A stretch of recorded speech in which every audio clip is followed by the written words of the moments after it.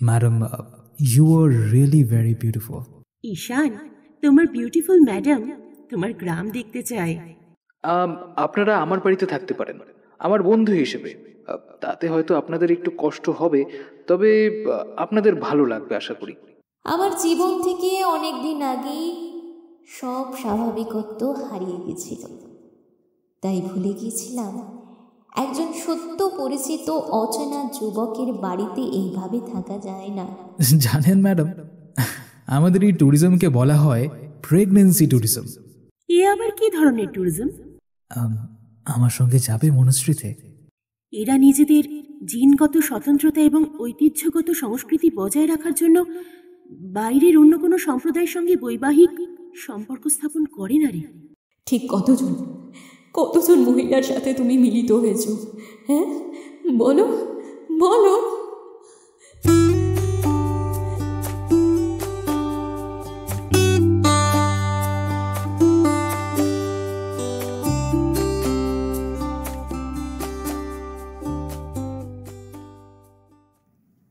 নমস্কার শ্রোতা বন্ধুরা, কেমন আছেন আপনারা? আশা করি ভালো ভালো গল্পকে সঙ্গী করে নিয়ে বেঁচে খুব ভালো আছে।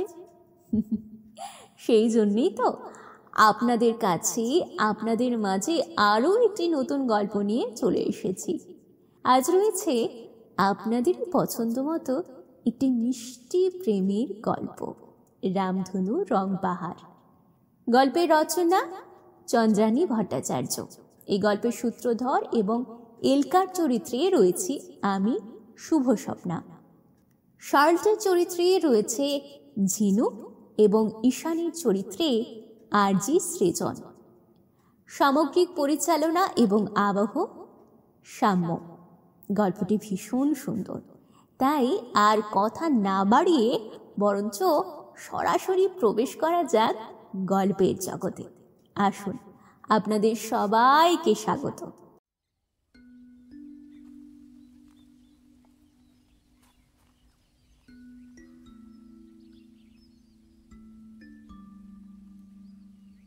যেটা করতে চলেছিস সেটা সম্পর্কে শিওর তো? আরেকবার ভেবে দেখতে পারিস কিন্তু। প্রশ্নটা করে শার্লট আমার দিকে এক দৃষ্টিতে তাকিয়ে থাকে। যদিও আমার দৃষ্টি এখন ওর দিকে নেই, তবুও বুঝতে পারছি এই ছোট্ট সুন্দর কাঠের বাড়ির জানালা দিয়ে দেখা যাচ্ছে রামধনু রঙের হিমালয়। একেই মনে হয় বলে ম্যাগনিফিসেন্ট। সূর্যের প্রথম কিরণের আদর গায়ে মেখে নিয়ে সে এখন নববধূর মতোই 7 রঙা রঙের লজ্জায় রাঙা। এবার আমি ধীরে ধীরে তাকাই শার্লটের দিকে। একটু আগেই এলেন এসে দিয়ে গিয়েছে চিয়ালু ইউনিস, মানে ব্রেকফাস্ট। কি সুন্দর যে মেয়েটা, বলে বোঝাতে পারবো না। ওর ওই নীল চোখে আমি মেয়ে হয়েও ডুবে মরতে পারি অনায়াসে। আমাদের সামনে এখন ভাজা আটা দিয়ে তৈরি সাম্পা, থুপকা, মোমোজ আর চা। মাখন লবণ দিয়ে বিশেষ পদ্ধতিতে তৈরি গুড়গুড় নামক ধোয়ায়িত কালো চা সামনে থাকলেও সেই দিকে আমাদের কারোরই মন নেই। আমি এলকা মুলার। আমার বন্ধু শার্লট হফম্যান জার্মানির ডুসেলডর্ফের বাসিন্দা। ডুসেলডর্ফ ফ্যাশন ক্যাপিটাল হিসেবে পরিচিত। এছাড়াও ডুসেলডর্ফ ফ্র্যাঙ্কফুর্টের ঠিক পরেই শ্রেষ্ঠ বিজ্ঞাপন সংস্থা এবং দ্বিতীয় আন্তর্জাতিক ব্যাংকিং সেক্টরে পরিণত হয়েছে। আমরা দুজনেই জার্মানির বিখ্যাত ফ্যাশন হাউস ইউনিসেক্স মেকওভারের ক্রিয়েটিভ ডিজাইনার। পৃথিবীর বিভিন্ন স্থানে ঘুরে বেড়াতে হয় আমাদের কাজের প্রয়োজনে। এবারে আমাদের গন্তব্য হল ভারতবর্ষের লাদাখ ও লে সহ পার্শ্ববর্তী বিভিন্ন গ্রামে 1 সেপ্টেম্বর থেকে 15 সেপ্টেম্বর পর্যন্ত পালিত হয় লাদাখ উৎসব। মধ্য এশীয়, তিব্বতী এবং উত্তর ভারতের বিভিন্ন সংস্কৃতির মহামিলন হল এই উৎসব। স্থানীয় বাসিন্দা, স্কুলের ছাত্রছাত্রী, লাম, তাদের ট্রেডিশনাল পোশাকে সজ্জিত হয়ে এই কার্নিভালে যোগ দেয়। প্রাচীন বাদ্যযন্ত্রের সঙ্গতে সঙ্গীতের মূর্ছনায় যখন সিংহ ও ইয়ার্কের বেশে সজ্জিত নৃত্যশিল্পীরা চরম উদ্দীপনায় নৃত্য পরিবেশন করতে থাকে, তখন যেন বিস্ময়ে আনন্দে উপস্থিত দর্শকদের শ্বাস রুদ্ধ হয়ে আসে। আমরাও এসেছিলাম এই উৎসবে, তবে এবার আমি কাজের অজুহাতে আত্মগোপন করতে চেয়েছিলাম আমার চেনা পরিচিতদের কাছ থেকে। যদিও সরলটা আমাকে কিছুতেই একা ছাড়লো না, ওর ভয় যদি আবার আমি কিছু করে বসি। ওকে কিছুতেই বোঝাতে পারলাম না যে মৃত্যু আমাকে এত সহজে নেবে না। নিলে আজ থেকে 1 বছর 4 মাস 23 দিন আগেই জেহানের সাথে চলে যেতাম। জেহান ওয়াল্টার, আমার প্রেমিক, যে আমাকে সুখী রাখার, পরিবার গড়ে তোলার প্রতিশ্রুতি দিয়েছিল, সেই আমাকে নির্দয় স্বার্থপরের মতো একা ফেলে চলে গেল।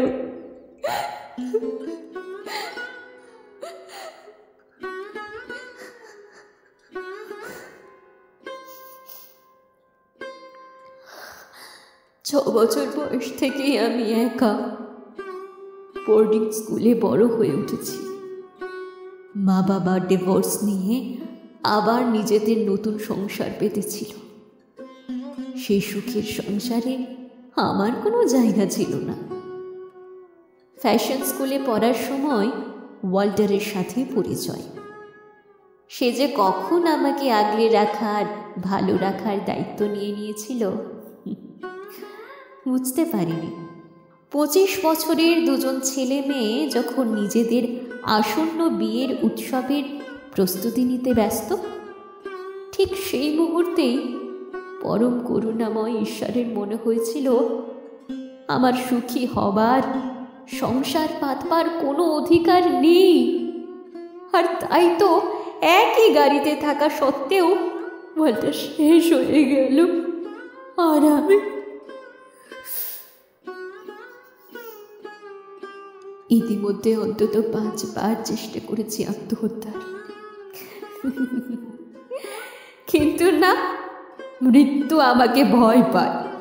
তাই তো কিছুতেই ধার ঘেঁষে না। হতাশায় ডুবতে ডুবতে আর অন্যের চোখে নিজের জন্য করুণা দেখতে দেখতে যখন আমার দেয়ালের পিঠ থেকে গিয়েছিল, ঠিক তখনই এই উৎসবের কথা জানতে পারি। আর সিদ্ধান্ত নিই অন্তত কিছুদিনের জন্য নিজের দেশ ছেড়ে, সর্বত্র ছড়িয়ে থাকা ওয়াল্টারের স্মৃতি ছেড়ে পালিয়ে যাব। অফিস থেকে ছুটি পেতে অসুবিধা হয়নি। শার্লট বসকে কিভাবে ম্যানেজ করেছিল জানি না, তবে অনুমান করি আমার কথা বলে। মেয়েটা বড্ড ভালোবাসে যে আমাকে। আজ থেকে 4 দিন আগে শার্লট যখন স্থানীয়ভাবে বার্লি দিয়ে তৈরি চ্যাং নামক স্থানীয় বিয়ারের অর্ডার দিচ্ছিল, ঠিক সেই সময়ে কাউন্টারে এসে দাঁড়িয়েছিল ছেলেটা। মিষ্টি হেসে বলেছিল, না টুডে লেক্স। আমি কিছু বুঝতে পারিনি, ভীষণ চমকে তাকিয়েছিলাম সবুজ চোখের ছেলেটার দিকে। একটা অবিশ্বাস্য অচেনা অজানা অনুভূতি আমাকে ক্রাশ করতে শুরু করেছিল। লম্বা, অতীব ফর্সা, উন্নত নাসা ছেলেটাকে যেন ভগবান খুব যত্ন করে সময় নিয়ে বানিয়েছিল। এতদিন পর্যন্ত জানতাম ওয়াল্টারই পৃথিবীর সব থেকে সুন্দর পুরুষ, কিন্তু ছেলেটা আমার সেই ধারণা এক লহমায় ভেঙে দিয়েছিল। কারণ ও ছিল ওয়াল্টারেরই প্রতিরূপ। নিজের মনেই প্রশ্ন করেছিলাম, ওয়াল্টার না তো? পরক্ষণেই মাথা নেড়ে বলেছিলাম, না না, সেটা কোনোভাবে সম্ভব না। কারণ ওর থেতলে যাওয়া বিকৃত শরীরটা আমার চোখের সামনে সমাধিস্থ করা হয়েছিল। তাহলে আমার নিঃশ্বাস নিতে কষ্ট হচ্ছিল। হাঁ করে তাকিয়েছিলাম।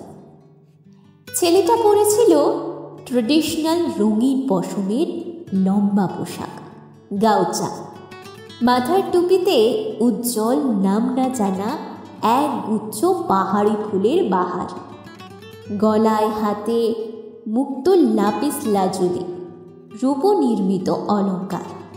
সাজ পোশাকে কোনো দিক থেকেই ছেলেটা ওয়াল্টার তো নয়। আমার চেতনা ধীরে ধীরে লোপ পাচ্ছিল। ছেলেটি এসে ধরে না ফেললে পড়েই যেতাম। তখন বেলা 11টা। উৎসবের কোলাহলে সবাই মাতোয়ারা।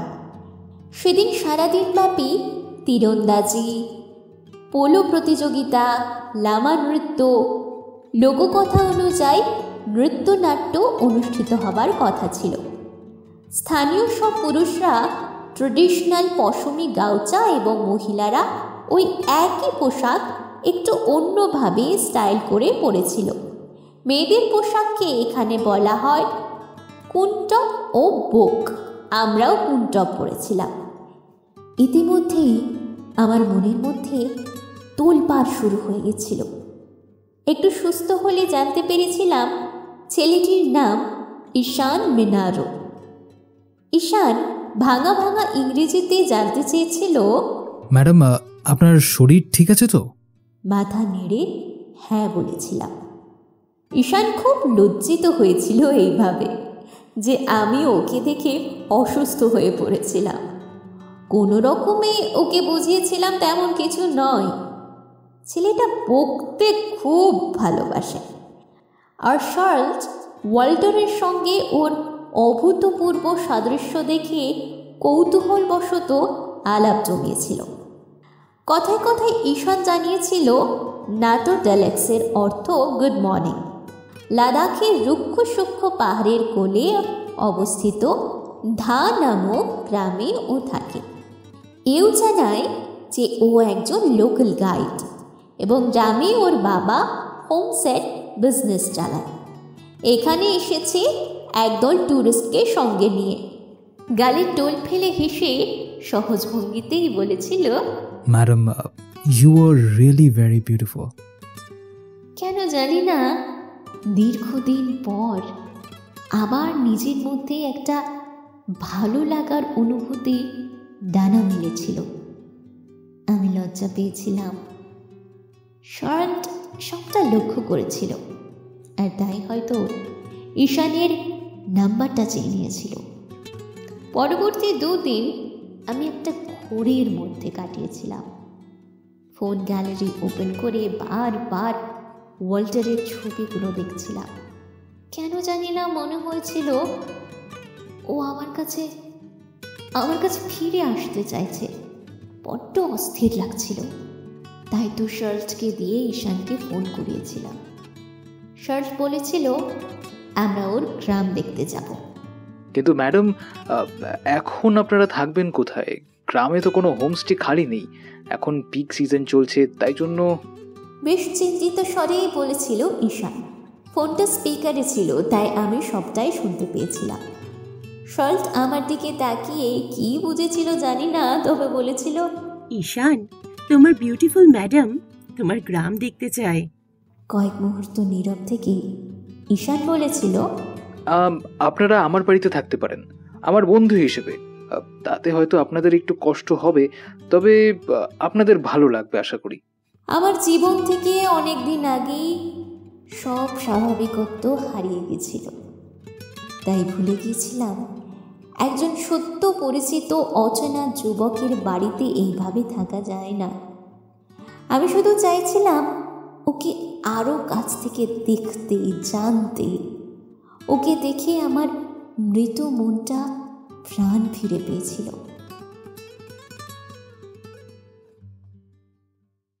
কার্গিল থেকে প্রায় 130 কিলোমিটার উত্তর পূর্বে কাশ্মীরের লাদাখের একমাত্র উর্বর উপত্যকায় অবস্থিত গ্রামগুলি হল ধা, হনু, বেমা, গারকন, দারচেক বটালেক, সরচা এবং চুলিচান। এই গ্রামগুলির বাসিন্দারাই ব্রোকপা উপজাতি নামে পরিচিত। কথিত আছে 326 খ্রিস্টাব্দে যখন ম্যাসিডোনিয়ার অধিপতি আলেকজান্ডার দি গ্রেট সিন্ধু নদীর তীরে তার বিশ্বজয়ের পরিকল্পনা ত্যাগ করে ফিরে যান, তখন তার রেখে যাওয়া সৈন্যদের সরাসরি বংশধর হলাম আমরা। বংশ পরম্পরায় বিশ্বাস করি আমাদের শরীরে বিশুদ্ধ আর্য রক্ত প্রবাহিত হচ্ছে বলে গর্বিত দৃষ্টিতে তাকিয়েছিল ঈশান। আমরা ওর গ্রামে ওদের বাড়িতে এসে উঠেছিলাম।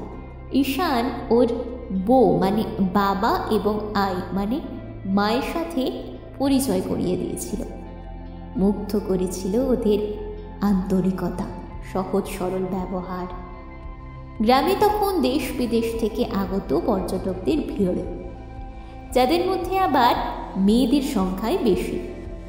অবাক হয়েছিলাম লাদাখের অন্যান্য সম্প্রদায়ের সঙ্গে ব্রোকপা উপজাতির দৈহিক আকৃতির পার্থক্য দেখে। নারী পুরুষ উভয়েই অন্যান্য পার্বত্য উপজাতির তুলনায় লম্বা, ফর্সা, উন্নত নাসা, সবুজ ও নীল চোখের অধিকারী। নারী পুরুষ নির্বিশেষে সকলেই অপূর্ব সুন্দর। জানতে চেয়েছিলাম এই ভিন্নতার কারণ কি। তখনই ঈশান এই কথাগুলো বলেছিল। আমরা ওদের কাঠের দোতলা বাড়ির সুন্দর ঝুল বারান্দায় বসে দুপুরের নরম রোদ উপভোগ করতে করতে কথা বলছিলাম। লাদাখের রুক্ষ রূপ যারা প্রত্যক্ষ করেছে তাদের এই নয়নাভিরাম সৌন্দর্য দেখেও বিশ্বাস করতে কষ্ট হবে। বাড়িটা পাহাড়ের খাড়া দেওয়াল বরাবর তৈরি হয়েছে। ঝুল বারান্দায় বসে নিচে গভীর খাদের দিকে তাকালে ভয়ে বুকটা কেঁপে উঠতে বাধ্য। আবার পরক্ষণে আদিগন্ত বিস্তৃত পর্বতমালা, রং বেরঙের অর্কিড আর ফুলের সমাহার মনে করিয়ে দেয় ভয়ঙ্কর বুঝি এমনই সুন্দর। সবুজ উপত্যকায় চড়ে বেড়ায় ইয়াক, ভেড়া, ছাগলের দল। এখানকার বেশিরভাগ মানুষই কৃষিজীবী, পশুপালক। তবে অনুন্নত যোগাযোগ ব্যবস্থা, জমির অপ্রতুলতার কারণে দারিদ্রতা প্রকট। ঈশান কথা প্রসঙ্গে জানিয়েছিল 2000 সাল থেকে বিশুদ্ধ আর্য জাতির তত্ত্ব বিশ্বের সামনে প্রকাশিত হওয়ায় এখন এখানে পর্যটন শিল্পের কিছুটা উন্নতি হয়েছে।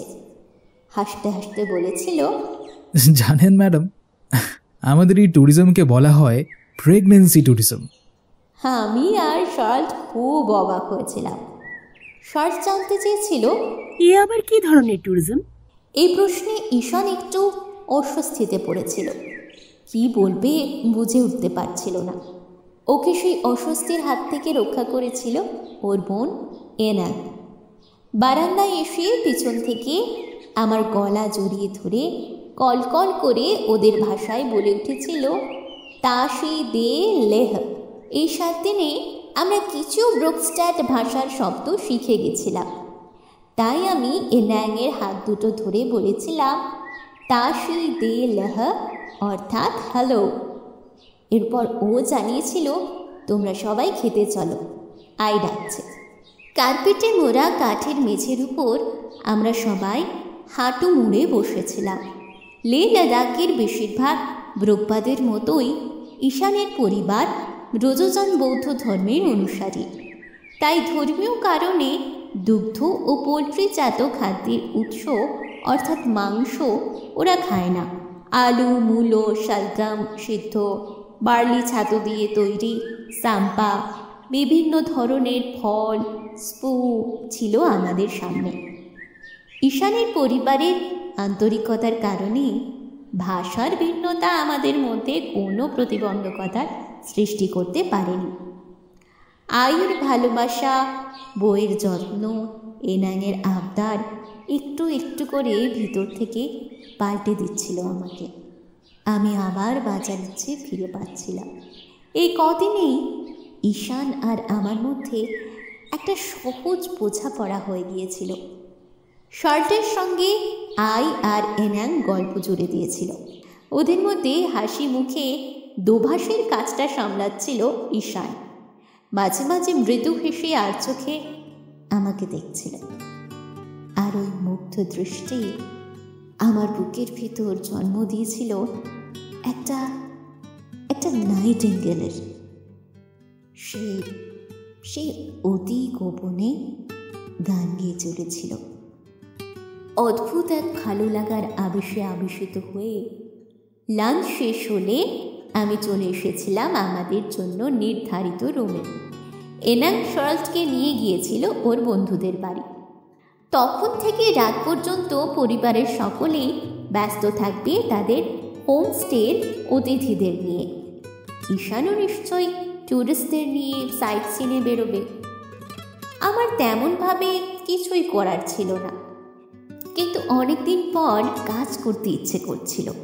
তাই এ কদিনে যা কিছু এখানে দেখেছিলাম, সেই রং, পোশাকের ডিজাইন, গয়নার নকশা সব ক্যামেরায় ধরে রাখার সঙ্গে সঙ্গে স্কেচবুকটা বের করে পেন্সিলের আঁচড়ে মনের মধ্যে জন্ম নেওয়া আইডিয়াগুলোকে তুলে ধরার চেষ্টা করছিলাম।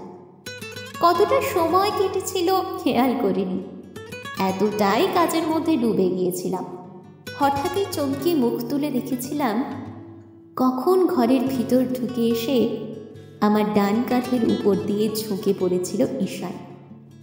আমি মুখ তুলে তাকাতেই ছুঁয়ে গিয়েছিল ওর উষ্ণ নিঃশ্বাস।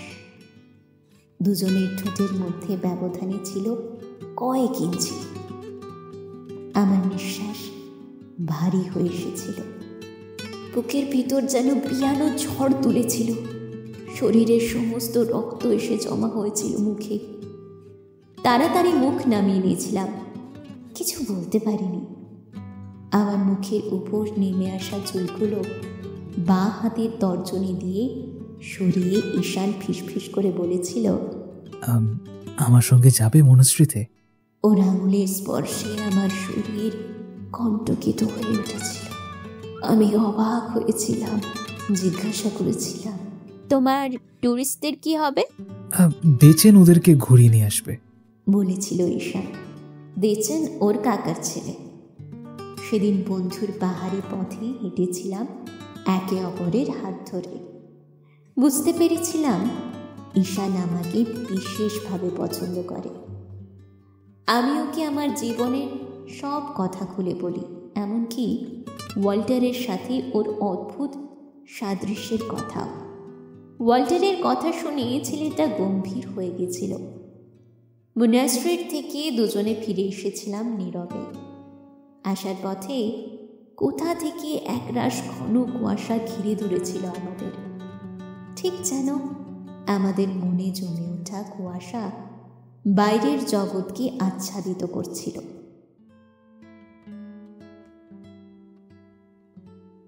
এরা নিজেদের জিনগত স্বতন্ত্রতা এবং ঐতিহ্যগত সংস্কৃতি বজায় রাখার জন্য বাইরের অন্য কোনো সম্প্রদায়ের সঙ্গে বৈবাহিক সম্পর্ক স্থাপন করে না রে, জানিস? সেদিন সন্ধেবেলায় ফিরে এলে অবাক হয়ে বলেছিল শরৎ। আমি ওর কথায় মন দিতে পারছিলাম না।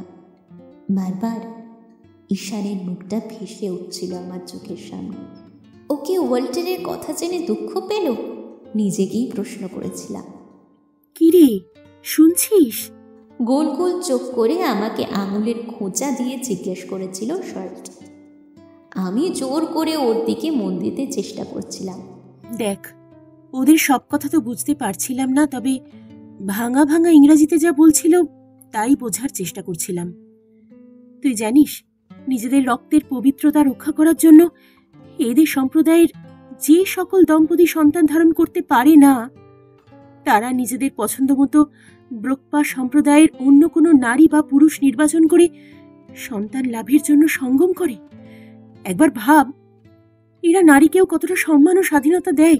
আরও অবাক হবি জানলে, এই যে এখানে এত মহিলা ট্যুরিস্ট দেশ বিদেশ থেকে এসেছে, এরা সকলেই বিশুদ্ধ আর্য সন্তান ধারণ করবার জন্য এসেছে।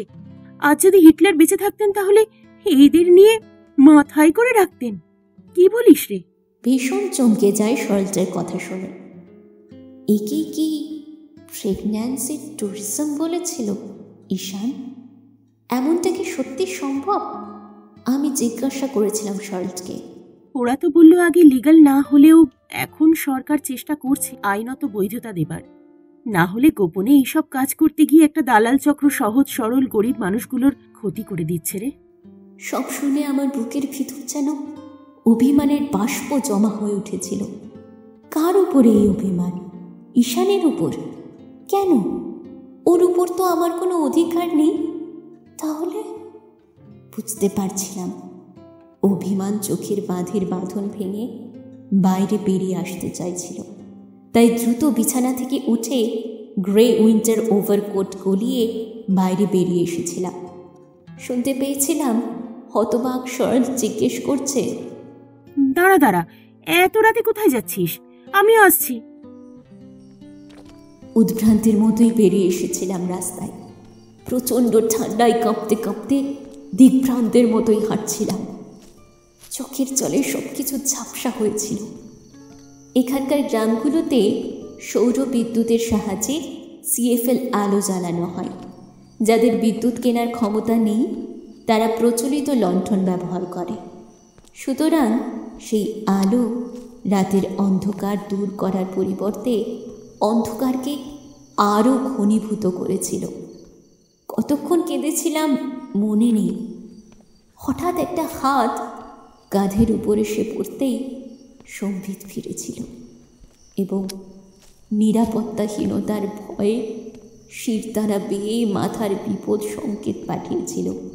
ভয়ে ভয়ে ঘাড় ঘুরিয়ে দেখেছিলাম ঈশান দাঁড়িয়ে আছে। সঙ্গে সঙ্গে রাগ অভিমান নিয়ে ঝাঁপিয়ে পড়েছিলাম ওর বুকের উপর। কাঁদতে কাঁদতে জানতে চেয়েছিলাম, ঠিক কতজন মহিলার সাথে তুমি মিলিত হয়েছ? হ্যাঁ, বলো বলো।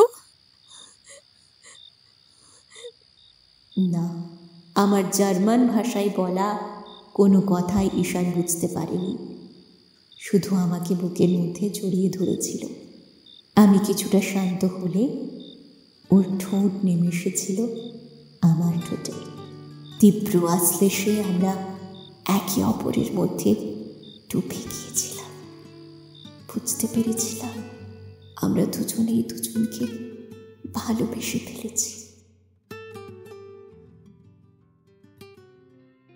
সরলচারা আমাকে 4 দিন পর ফিরে যেতে হবে। ভিসা শেষ।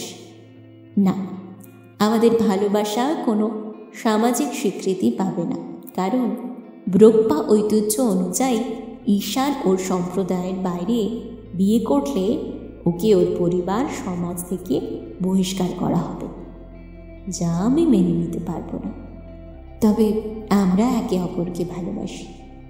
জানি শিক্ষা দীক্ষা রুচি ঐতিহ্য সব দিক থেকেই আমাদের কোনো মিল নেই। তবে এই সবই বাহ্যিক।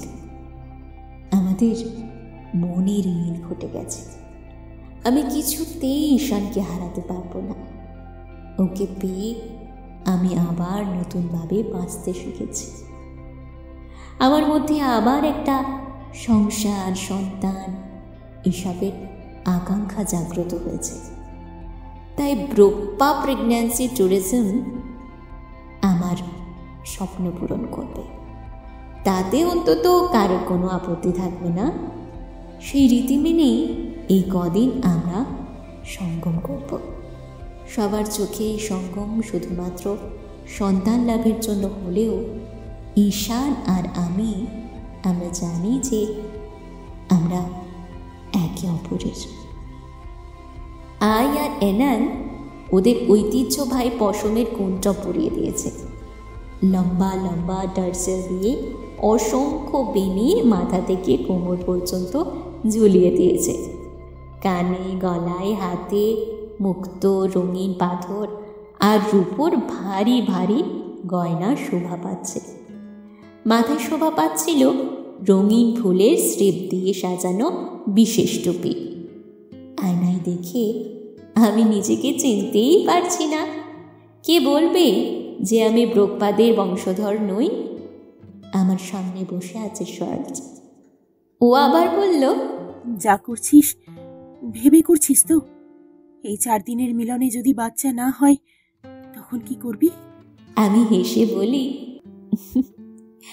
যতদিন না হবে ততদিন আমি ঈশানের কাছে ফিরে ফিরে আসব।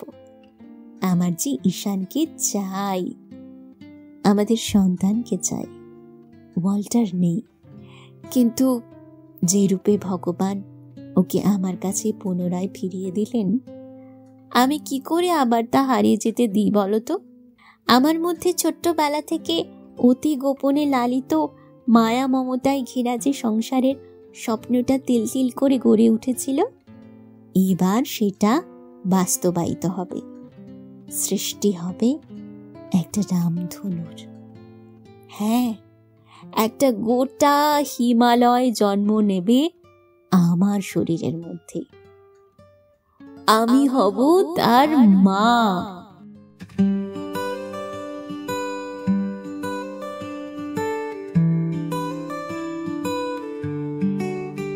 Through the whispering pines, the shadows fall, a voice that calls, it knows it all. The moss beneath, the roots entwine, it hums the tune of a love confined. And oh, the brook it sings her name, carving sorrow, soft and untamed. Where did you go? Why did you stray? The mountains echo, the winds replay. Away by the stream, my heart untied, but all that returns is the endless tide. The moonlight dances on the forest floor. Each step I take feels like before. The oak trees whisper in an ancient tongue, a tale of lovers lost and unsung. And oh, the brook it sings her name, carving sorrow, soft and untamed. Where did you go? Why did you stray? The mountains echo, the winds replay. Away by the stream, my heart untied, but all that returns is the endless tide. The moonlight dances on the forest floor. Each step I take feels like before. The oak trees whisper in an ancient tongue, a tale of lovers lost and unsung. And oh, the stars they dim their light, the hearts that wander into the night. Where did you go? Why did you stray? The mountains echo, the winds replay. Away by the stream, my heart untied, but all that returns is the endless tide.